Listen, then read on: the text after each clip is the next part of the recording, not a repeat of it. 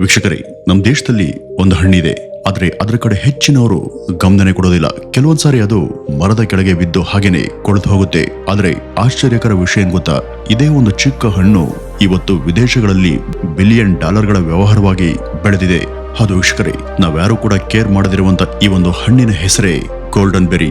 ಭಾರತದಲ್ಲಿ ಇದನ್ನ ರಸ್ಬೆರಿ ಅಂತಾನೂ ಕೂಡ ಕರೀತಾರೆ. ಕೆಲವರು ಇದನ್ನ ಫಿನಾಲಿಸ್ ಅಥವಾ ಕೇಪ್ ಗೂಸ್ಬೆರಿ ಅಂತಾನೂ ಕೂಡ ಕರೀತಾರೆ.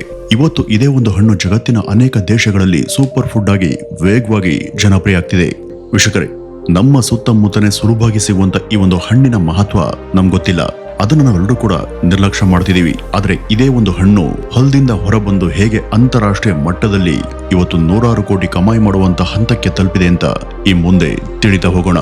ಈ ಒಂದು ಹಣ್ಣು ರೈತರ ಕೈಯಿಂದ ಹೊರಟು ಆಧುನಿಕ ಫ್ಯಾಕ್ಟರಿಗಳ ಸಂಕೀರ್ಣ ಪ್ರಕ್ರಿಯೆಗಳನ್ನ ದಾಟಿ ಕೊನೆಗೆ ಸುಂದರ ಪ್ಯಾಕೆಟ್ಗಳಲ್ಲಿ ಪ್ಯಾಕ್ ಆಗಿ ಜಗತ್ತಿನಾದ್ಯಂತ ಮಾರಾಟ ಆಗುತ್ತೆ. ಹಾಗಾಗಿ ಈ ಒಂದು ಸಂಪೂರ್ಣ ಪ್ರಯಾಣದ ಕಥೆ ನಿಜಕ್ಕೂ ತುಂಬಾ ರೋಚಕವಾಗಿದೆ. ಹಾಗಾದ್ರೆ ಮತ್ತೆ ತಡ, ಬನ್ನಿ ಈ ಒಂದು ಅದ್ಭುತ ಪ್ರಯಾಣವನ್ನ ಶುರು ಮಾಡೋಣ. ವೀಕ್ಷಕರೇ, ಮೊದಲಿಗೆ ಇದರ ಆರಂಭ ಆಗೋದು ಹೊಲಗಳಿಂದ. ಈ ಗೋಲ್ಡನ್ ಬೆರಿಯ ಗಿಡ ತುಂಬಾ ದೊಡ್ಡದಾಗೇನು ಇರೋದಿಲ್ಲ, ಆದ್ರೆ ಪ್ರತಿಯೊಂದು ಗಿಡದಲ್ಲೂ ಕೂಡ ಡಜನ್ ಗಟ್ಟಲೆ ಚಿಕ್ಕ ಚಿಕ್ಕ ಹಣ್ಣುಗಳು ಬೆಳೀತವೆ. ರೈತರು ಮೊದಲು ತಮ್ಮ ಹೊಲವನ್ನ ಚೆನ್ನಾಗಿ ಸಿದ್ಧಪಡಿಸ್ತಾರೆ, ಮಣ್ಣನ್ನ ಆಳವಾಗಿ ಉಳುಮೆ ಮಾಡ್ತಾರೆ. ನಂತರ ಹೊಲದಲ್ಲಿ ಇರುವಂತಹ ಕಳೆಗಳನ್ನ ತೆಗೆದುಹಾಕಿ ಸಾವಯವ ಗೊಬ್ಬರವನ್ನ ಮಣ್ಣಿಗೆ ಸೇರಿಸ್ತಾರೆ. ಈ ಒಂದು ಕೆಲಸವನ್ನ ಬಹಳ ಜಾಗರೂಕತೆಯಿಂದ ಮಾಡಲಾಗುತ್ತೆ. ಏಕೆಂದ್ರೆ ಆರಂಭವೇ ಸರಿಯಾಗಿ ಇರದೇ ಇದ್ರೆ ಮುಂದೆ ಹಣ್ಣಿನ ಗುಣಮಟ್ಟ ಉತ್ತಮವಾಗಿರೋದಿಲ್ಲ. ಅದಾದ ನಂತರ ಬೀಜ ಬಿತ್ತುವಂತ ಪ್ರಕ್ರಿಯೆ ಶುರುವಾಗುತ್ತೆ. ಕೆಲವು ರೈತರು ನೇರವಾಗಿ ಹೊಲದಲ್ಲೇ ಬೀಜವನ್ನ ಬಿತ್ತುತ್ತಾರೆ, ಆದ್ರೆ ಅನೇಕ ರೈತರು ಮೊದಲು ನರ್ಸರಿಯಲ್ಲಿ ಚಿಕ್ಕ ಗಿಡಗಳನ್ನ ಬೆಳೆಸ್ತಾರೆ. ಆ ಒಂದು ಪುಟ್ಟ ಗಿಡಗಳಿಗೆ ಕೆಲವು ವಾರಗಳ ಕಾಲ ಸುರಕ್ಷಿತ ವಾತಾವರಣದಲ್ಲಿ ಸರಿಯಾದ ಪ್ರಮಾಣದ ನೀರು, ಸೂರ್ಯನ ಬೆಳಕು ಮತ್ತು ಪೋಷಕಾಂಶಗಳನ್ನ ಕೊಡಲಾಗುತ್ತೆ. ಗಿಡಗಳು ಸ್ವಲ್ಪ ಬಲಿಷ್ಠವಾದ ನಂತರ ಅವುಗಳನ್ನ ಎಚ್ಚರಿಕೆಯಿಂದ ಹೊಲಕ್ಕೆ ಸ್ಥಳಾಂತರ ಮಾಡ್ತಾರೆ. ನಂತರ ಗಿಡಗಳು ನಿಧಾನವಾಗಿ ಬೆಳೆಯೋದಕ್ಕೆ ಆರಂಭಿಸ್ತವೆ. ಕೆಲವೇ ವಾರಗಳಲ್ಲಿ ಅವುಗಳಲ್ಲಿ ಚಿಕ್ಕ ಚಿಕ್ಕ ಹೂಗಳು ಬೆಳೆಯೋದಕ್ಕೆ ಶುರುವಾಗ್ತವೆ. ಇದೇ ಹೂಗಳೇ ಮುಂದೆ ಗೋಲ್ಡನ್ ಬೆರಿಯಾಗಿ ರೂಪಾಂತರಗೊಳ್ಳೋದು. ಅಂದ್ರೆ ಇಲ್ಲಿಂದಲೇ ಈ ಹಣ್ಣಿನ ಅತ್ಯಂತ ವಿಶೇಷವಾದಂತಹ ಅಂಶ ಶುರುವಾಗುತ್ತೆ. ಈ ರಸಭರಿಯ ಪ್ರತಿಯೊಂದು ಹಣ್ಣು ತೆಳುವಾದಂತ ಒಣ ಕಾಗದದಂತೆ ಇರುವಂತ ಒಂದು ಹೊದಿಕೆಯೊಳಗೆ ಅಡಗಿರ್ತವೆ. ಅದು ನೋಡೋದಕ್ಕೆ ತುಂಬಾ ಹಗುರ ಮತ್ತು ನಾಜೂಕಾಗಿ ಕಾಣಬಹುದು, ಆದ್ರೆ ವಾಸ್ತವದಲ್ಲಿ ಅದು ಹಣ್ಣಿನ ನೈಸರ್ಗಿಕ ರಕ್ಷಣಾ ಕವಚ ಆಗಿರುತ್ತೆ. ಇದು ಹಣ್ಣನ್ನ ಧೂಳಿನಿಂದ ರಕ್ಷಿಸುತ್ತೆ, ಕೀಟಗಳಿಂದ ರಕ್ಷಿಸುತ್ತೆ. ಅಷ್ಟೇ ಅಲ್ಲ, ಸಣ್ಣ ಪುಟ್ಟ ಹೊಡೆತಗಳಿಂದ ಕೂಡ ಸುರಕ್ಷಿತವಾಗಿರುತ್ತೆ. ಅದಕ್ಕಾಗಿನೇ ಅನೇಕ ರೈತರು ಹಣ್ಣನ್ನ ಅದರ ಹೊದಿಕೆಯೊಂದಿಗೆ ಕಿತ್ಕೊಳ್ತಾರೆ. ಹಣ್ಣುಗಳು ಬೆಳೆಯೋದಕ್ಕೆ ಶುರುವಾದ ತಕ್ಷಣನೇ ಅವುಗಳ ಆರೈಕೆಯ ಅತ್ಯಂತ ಪ್ರಮುಖ ಹಂತ ಶುರುವಾಗುತ್ತೆ. ರೈತರು ಅದಕ್ಕೆ ನಿಯಮಿತವಾಗಿ ನೀರು ಬಿಡ್ತಾರೆ. ಅದಕ್ಕೆ ನೀರು ಅತಿಯಾಗಿ ಸಿಗದಂತೆ ವಿಶೇಷ ಗಮನವನ್ನ ವಹಿಸ್ತಾರೆ. ಏಕೆಂದ್ರೆ ಹೆಚ್ಚು ತೇವಾಂಶ ಇದ್ರೆ ಹಣ್ಣು ಹಾಳಾಗುವಂತ ಸಾಧ್ಯತೆ ಇರುತ್ತೆ. ಇದರ ಜೊತೆಗೆ ಕೀಟ ನಿಯಂತ್ರಣ ಕಾರ್ಯವನ್ನು ಕೂಡ ನಡೆಸಲಾಗುತ್ತೆ. ಬೆಳೆಗಳಿಗೆ ಯಾವುದೇ ಕೀಟ ಅಥವಾ ರೋಗ ಹಾನಿ ಮಾಡದಂತೆ ಎಚ್ಚರಿಕೆಯನ್ನ ವಹಿಸಲಾಗುತ್ತೆ. ಹೊಲದ ಸುತ್ತಮುತ್ತಲಿನ ಪ್ರದೇಶವನ್ನ ಸ್ವಚ್ಛವಾಗಿಡೋದು ತುಂಬಾ ಮುಖ್ಯ. ಇದರಿಂದ ಸೋಂಕುಗಳು ಮತ್ತು ಶಿಲಾಂಧ್ರಗಳ ಹರಡುವಿಕೆಯನ್ನ ತಡೆಯಬಹುದು. ಇದೇ ಕಾರಣದಿಂದ ಗೋಲ್ಡನ್ ಬೆರಿಯ ಕೃಷಿಗೆ ಹೆಚ್ಚಿನ ಶ್ರಮ ಮತ್ತು ಆರೈಕೆ ಬೇಕಾಗುತ್ತೆ. ಅದಷ್ಟೇ ಅಲ್ಲದೆ ಇದರ ಬೆಲೆ ಇತರ ಹಣ್ಣುಗಳಿಗಿಂತ ಕೂಡ ಹೆಚ್ಚಿರುತ್ತೆ. ಈಗ ಈ ಗೋಲ್ಡನ್ ಬೆರಿ ನಿಧಾನವಾಗಿ ಹಣ್ಣಾಗೋದಕ್ಕೆ ಶುರುವಾಗುತ್ತೆ. ಆರಂಭದಲ್ಲಿ ಅದು ಹಸಿರು ಬಣ್ಣದಲ್ಲಿರುತ್ತೆ, ನಂತರ ನಿಧಾನವಾಗಿ ಹಳದಿ ಬಣ್ಣಕ್ಕೆ ತಿರುಗುತ್ತೆ. ಕೊನೆಗೆ ಹೊಳೆಯುವಂತ ಬಂಗಾರದ ಅಥವಾ ಕಿತ್ತಳೆ ಬಣ್ಣವನ್ನು ನಾವು ಪಡ್ಕೊಳ್ತವೆ. ಆಗ್ಲೇ ನೋಡಿ, ಈ ಹಣ್ಣು ಕೀಳೋದಕ್ಕೆ ಅತ್ಯುತ್ತಮ ಸಮಯ ಅಂತ ಪರಿಗಣಿಸಲಾಗುತ್ತೆ. ಆದ್ರೆ ಇಲ್ಲಿ ಒಂದು ಪ್ರಮುಖ ವಿಷಯ ಇದೆ. ಗೋಲ್ಡನ್ ಬೆರಿ ತುಂಬಾ ನಾಜೂಕಾದಂತ ಹಣ್ಣು, ಆದ್ರಿಂದ ಇದನ್ನ ಯಂತ್ರಗಳ ಮೂಲಕ ಕೀಳೋದಕ್ಕೆ ಸಾಧ್ಯ ಇಲ್ಲ. ಪ್ರತಿಯೊಂದು ಹಣ್ಣನ್ನು ಕೂಡ ರೈತರು ತಮ್ಮ ಕೈಗಳಿಂದಲೇ ಬಹಳ ಎಚ್ಚರಿಕೆಯಿಂದ ಕೀಳ್ತಾರೆ. ಈ ಒಂದು ಕೆಲಸವನ್ನ ಸಾಮಾನ್ಯವಾಗಿ ಬೆಳಗ್ಗೆ ಅಥವಾ ಸಂಜೆ ಸಮಯದಲ್ಲಿ ಮಾಡಲಾಗುತ್ತೆ. ಯಾಕೆಂದ್ರೆ ಆ ಒಂದು ಸಮಯದಲ್ಲಿ ತಾಪಮಾನ ಕಡಿಮೆ ಇರುತ್ತೆ. ಇದರಿಂದ ಹಣ್ಣಿನ ತಾಜಾತನ ಮತ್ತು ಗುಣಮಟ್ಟ ಉತ್ತಮವಾಗಿ ಉಳಿಯುತ್ತೆ. ಹಣ್ಣುಗಳನ್ನ ಕಿತ್ತ ನಂತರ ಮೊದಲನೇದಾಗಿ ಮಾಡುವಂತ ಕೆಲಸ ಪ್ರಾಥಮಿಕ ವಿಂಗಡಣೆ. ಅಂದ್ರೆ ಹಾಳಾಗಿರುವಂತಹ ಹಣ್ಣುಗಳು, ಕಲೆಗಳು ಇರುವಂತಹ ಹಣ್ಣುಗಳು ಅಥವಾ ಕೊಳೆತಂತ ಹಣ್ಣುಗಳನ್ನ ಬೇರ್ಪಡಿಸಲಾಗುತ್ತೆ. ಉತ್ತಮ ಗುಣಮಟ್ಟದ ಮತ್ತು ತಾಜಾ ಹಣ್ಣುಗಳನ್ನ ಮಾತ್ರ ಮುಂದಿನ ಹಂತಕ್ಕೆ ಕಳುಹಿಸಲಾಗುತ್ತೆ. ನಂತರ ಆ ಉತ್ತಮ ಹಣ್ಣುಗಳನ್ನ ಬುಟ್ಟಿಗಳಲ್ಲಿ ಅಥವಾ ಪ್ಲಾಸ್ಟಿಕ್ ಕ್ರೇಟ್ಗಳಲ್ಲಿ ಇಡಲಾಗುತ್ತೆ. ಆಮೇಲೆ ಅವುಗಳನ್ನ ಎಷ್ಟು ಬೇಗ ಸಾಧ್ಯ ಹೋಗುತ್ತೋ ಅಷ್ಟು ಬೇಗ ಕಾರ್ಖಾನೆಗೆ ಕಳುಹಿಸಿಕೊಡಲಾಗುತ್ತೆ. ಯಾಕೆಂದ್ರೆ ಈ ಹಣ್ಣುಗಳು ಹೆಚ್ಚು ಸಮಯ ತೆರೆದಂತ ವಾತಾವರಣದಲ್ಲಿ ಇದ್ರೆ ಬೇಗ ಹಾಳಾಗುವಂತ ಸಾಧ್ಯತೆ ಇರುತ್ತೆ. ಇದಾದ ನಂತರನೇ ಕಾರ್ಖಾನೆಯಲ್ಲಿ ನಿಜವಾದಂತಹ ಪ್ರಕ್ರಿಯೆ ಶುರುವಾಗುವುದು. ಕಾರ್ಖಾನೆಗೆ ತಲುಪಿದ ಬಳಿಕ ಮೊದಲು ಹಣ್ಣುಗಳನ್ನ ದೊಡ್ಡ ಬೆಲ್ಟ್ ಮೇಲೆ ಹಾಕಲಾಗುತ್ತೆ. ಆ ಒಂದು ಬೆಲ್ಟ್ ನಿಧಾನವಾಗಿ ಚಲಿಸ್ತಾ ಹಣ್ಣುಗಳನ್ನ ವಿವಿಧ ಯಂತ್ರಗಳ ಕಡೆಗೆ ಸಾಗಿಸುತ್ತೆ. ಇಲ್ಲಿ ಮೊದಲ ಹಂತ ಸ್ವಚ್ಛ ಮಾಡೋದು. ಹಣ್ಣುಗಳನ್ನ ಹಲವು ಹಂತಗಳಲ್ಲಿ ಶುದ್ಧ ನೀರಿನಿಂದ ತೊಳೆಯಲಾಗುತ್ತೆ. ಮೊದಲು ಅದನ್ನ ನಿಧಾನವಾಗಿ ಸ್ವಚ್ಛ ಮಾಡಲಾಗುತ್ತೆ. ಇದರಿಂದ ಮೇಲೆ ಇರುವಂತಹ ಧೂಳು ಮತ್ತು ಮಣ್ಣು ಹೋಗುತ್ತೆ.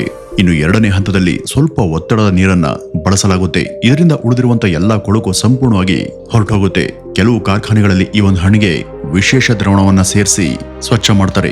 ಇದ್ರ ಮೂಲಕ ಬ್ಯಾಕ್ಟೀರಿಯಾ ಮತ್ತು ರಾಸಾಯನಿಕ ಅವಶೇಷಗಳನ್ನ ಸಂಪೂರ್ಣವಾಗಿ ತೆಗೆದುಹಾಕಲಾಗುತ್ತೆ. ಈ ತೊಳೆಯುವಂತ ಕೆಲಸ ಮುಗಿದ ನಂತರ ಹಣ್ಣುಗಳನ್ನ ಒಣಗಿಸೋದು ಅತ್ಯಗತ್ಯ. ಇದಕ್ಕಾಗಿ ದೊಡ್ಡ ದೊಡ್ಡ ಏರ್ ಡ್ರೈಯರ್ ಯಂತ್ರಗಳನ್ನ ಬಳಸಲಾಗುತ್ತೆ. ಈ ಯಂತ್ರಗಳಲ್ಲಿ ನಿಯಂತ್ರಿತ ವೇಗದ ಗಾಳಿಯನ್ನ ಹರಿಸಲಾಗುತ್ತೆ. ಇದರಿಂದ ಹಣ್ಣುಗಳು ಬೇಗ ಒಣಗುತ್ತವೆ. ಅದರಲ್ಲೂ ಮುಖ್ಯವಾಗಿ ಹಣ್ಣುಗಳಿಗೆ ಯಾವುದೇ ಹಾನಿ ಆಗೋದಿಲ್ಲ. ಇನ್ನು ಮುಂದಿನ ಹಂತ ಗ್ರೈಂಡಿಂಗ್ ಅಥವಾ ಗುಣಮಟ್ಟದ ವಿಂಗಡಣೆ. ಇಲ್ಲಿ ಹಣ್ಣುಗಳನ್ನ ಅವುಗಳ ಗಾತ್ರ ಮತ್ತು ಗುಣಮಟ್ಟದ ಆಧಾರದ ಮೇಲೆ ಬೇರ್ಪಡಿಸಲಾಗುತ್ತೆ. ದೊಡ್ಡ ಹಣ್ಣುಗಳು ಒಂದ್ ಕಡೆ, ಮಧ್ಯಮ ಗಾತ್ರದ ಹಣ್ಣುಗಳು ಇನ್ನೊಂದ್ ಕಡೆ, ಸಣ್ಣ ಹಣ್ಣುಗಳು ಮತ್ತೊಂದ್ ಕಡೆ. ಈ ಒಂದು ಕೆಲಸವನ್ನ ಕೆಲವೊಮ್ಮೆ ಯಂತ್ರಗಳ ಮೂಲಕ ಮತ್ತು ಕೆಲವೊಂದ್ಸಾರಿ ಕೈಯಿಂದನೇ ಮಾಡಲಾಗುತ್ತೆ. ಏಕೆಂದ್ರೆ ಅಂತಾರಾಷ್ಟ್ರೀಯ ಮಾರುಕಟ್ಟೆಯಲ್ಲಿ ಒಂದೇ ಪ್ಯಾಕೆಟ್ ನಲ್ಲಿ ಇರುವಂತಹ ಎಲ್ಲಾ ಹಣ್ಣುಗಳ ಗಾತ್ರ ಒಂದೇ ರೀತಿಯಲ್ಲಿರಬೇಕು. ಇದರಿಂದ ಉತ್ಪನ್ನದ ಗುಣಮಟ್ಟ ಹೆಚ್ಚುತ್ತೆ.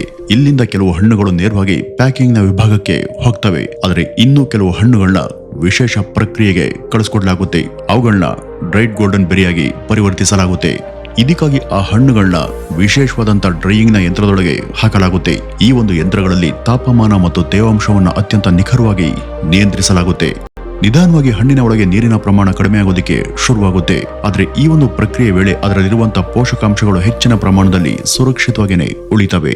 ಈ ಒಂದು ಪ್ರಕ್ರಿಯೆಗೆ ಹಲವಾರು ಗಂಟೆಗಳೇ ಬೇಕಾಗಬಹುದು. ಕೊನೆಗೆ ನಮ್ಗೆ ಸ್ವಲ್ಪ ಕುಗ್ಗಿದಂತೆ ಕಾಣುವ ಮತ್ತು ಸಿಹಿಯಾದ ಹಾಗೂ ಪೌಷ್ಟಿಕಾಂಶಗಳಿಂದ ತುಂಬಿರುವಂತಹ ಡ್ರೈಡ್ ಗೋಲ್ಡನ್ ಬೆರ್ರಿ ಸಿಗುತ್ತೆ. ಅನೇಕ ಜನ ಇದನ್ನ ಆರೋಗ್ಯಕರವಾದಂತಹ ಸ್ನಾಕ್ಸ್ ಆಗಿ ಸೇವಿಸ್ತಾರೆ. ಇದೇ ಡ್ರೈಡ್ ರೂಪ ಜಗತ್ತಿನ ಅನೇಕ ದೇಶಗಳಲ್ಲಿ ಅತ್ಯಂತ ಜನಪ್ರಿಯ ಆಗಿದೆ. ಇನ್ನು ಕೊನೆಗೆ ಬರೋದು ಪ್ಯಾಕೇಜಿಂಗ್ ನ ಹಂತ. ಆಧುನಿಕ ಕಾರ್ಖಾನೆಗಳಲ್ಲಿ ಈ ಒಂದು ಪ್ರಕ್ರಿಯೆ ಬಹುತೇಕ ಸಂಪೂರ್ಣವಾಗಿಯೇ ಸ್ವಯಂಚಾಲಿತವಾಗಿ ಇರುತ್ತೆ. ಮೊದಲಿಗೆ ಯಂತ್ರಗಳು ಹಣ್ಣುಗಳ ಸರಿಯಾದ ತೂಕವನ್ನ ಅಳಿತವೆ. ನಂತರ ನಿಗದಿತ ಪ್ರಮಾಣದ ಹಣ್ಣುಗಳನ್ನ ಪ್ಯಾಕೆಟ್ಗಳಲ್ಲಿ ತುಂಬಲಾಗುತ್ತೆ. ಪ್ಯಾಕಿಂಗ್ ನ ಸಮಯದಲ್ಲಿ ಹಲವಾರು ಆಧುನಿಕ ತಂತ್ರಜ್ಞಾನಗಳನ್ನ ಬಳಸಲಾಗುತ್ತೆ. ಕೆಲವು ಪ್ಯಾಕೆಟ್ಗಳಲ್ಲಿ ಸಣ್ಣ ಸಣ್ಣ ರಂಧ್ರಗಳನ್ನ ಮಾಡಲಾಗುತ್ತೆ, ಏಕೆಂದ್ರೆ ಇದರಿಂದ ಒಳಗಡೆ ಸ್ವಲ್ಪ ಗಾಳಿಯ ಹರಿವು ಇರ್ಲಿ ಅಂತ. ಇನ್ನು ಕೆಲವು ಸಂದರ್ಭಗಳಲ್ಲಿ ವ್ಯಾಕ್ಯೂಮ್ ಪ್ಯಾಕಿಂಗ್ ಅನ್ನ ಮಾಡಲಾಗುತ್ತೆ. ಅಂದ್ರೆ ಪ್ಯಾಕೆಟ್ ನ ಒಳಗಿನ ಗಾಳಿಯನ್ನ ಸಂಪೂರ್ಣವಾಗಿ ಹೊರತೆಗೆಯಲಾಗುತ್ತೆ. ಕೆಲವೊಂದ್ ಸಾರಿ ನೈಟ್ರೋಜನ್ ಅನಿಲವನ್ನು ಕೂಡ ತುಂಬಲಾಗುತ್ತೆ. ಇದರಿಂದ ಹಣ್ಣುಗಳು ಹೆಚ್ಚು ದಿವಸದವರೆಗೂ ತಾಜಾವಾಗಿ ಉಳಿತವೆ. ನಂತರ ಪ್ರತಿಯೊಂದು ಪ್ಯಾಕೆಟ್ ನ ಮೇಲೂ ಕೂಡ ಲೇಬಲ್ ಅನ್ನ ಅಂಟಿಸಲಾಗುತ್ತೆ. ಅದರಲ್ಲಿ ಉತ್ಪಾದನಾ ದಿನಾಂಕ ಮತ್ತೆ ಅವಧಿ ಮುಗಿಯುವಂತ ದಿನಾಂಕ, ಪೌಷ್ಟಿಕಾಂಶಗಳ ಮಾಹಿತಿ ಮತ್ತು ಈ ಹಣ್ಣುಗಳನ್ನ ಎಲ್ಲಿ ಬೆಳೆಸಲಾಗಿದೆ ಎಂಬ ವಿವರಗಳನ್ನ ಸ್ಪಷ್ಟವಾಗಿ ನಮೂದಿಸಲಾಗುತ್ತೆ. ಇದಾದ ನಂತರ ಸಿದ್ಧವಾದಂತಹ ಪ್ಯಾಕೆಟ್ಗಳನ್ನ ದೊಡ್ಡ ದೊಡ್ಡ ಕಾಟನ್ ಬಾಕ್ಸ್ ಗಳಲ್ಲಿ ತುಂಬಲಾಗುತ್ತೆ.